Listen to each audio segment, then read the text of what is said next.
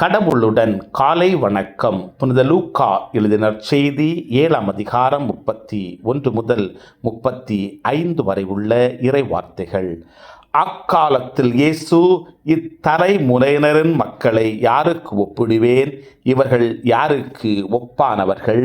இவர்கள் சந்தை வெளியில் உட்கார்ந்து ஒருவரை ஒருவர் கூப்பிட்டு, நாங்கள் குழல் ஊதினோம், நீங்கள் கூத்தாடவில்லை, நாங்கள் ஒப்பாரி வைத்தோம், நீங்கள் அழவில்லை என்று கூறி விளையாடும் சிறு பிள்ளைகளுக்கு ஒப்பானவர்கள்.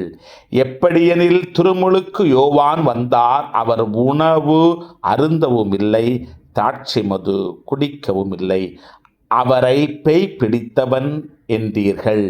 மானிட மகன் வந்துள்ளார், அவர் உண்கிறார் குடிக்கிறார், நீங்களோ இம்மனிதன் பெரும் தீனிக்காரன், குடிகாரன், வரி தண்டுபவர்களுக்கும் பாவிகளுக்கும் நண்பன் என்கிறீர்கள்.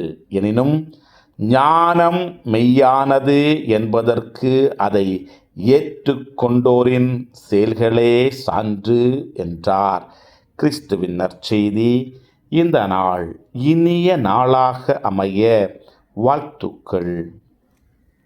பல பல பல புதுமைகள், பெருமைகள், இனிமைகள் இறங்கிய நல்ல நாள், ஒரு நல்ல நாள், நம் தேவன் தந்த நாள். இது நல்ல நாள், ஒரு நல்ல நாள், நம் தேவன் தந்த நாள்.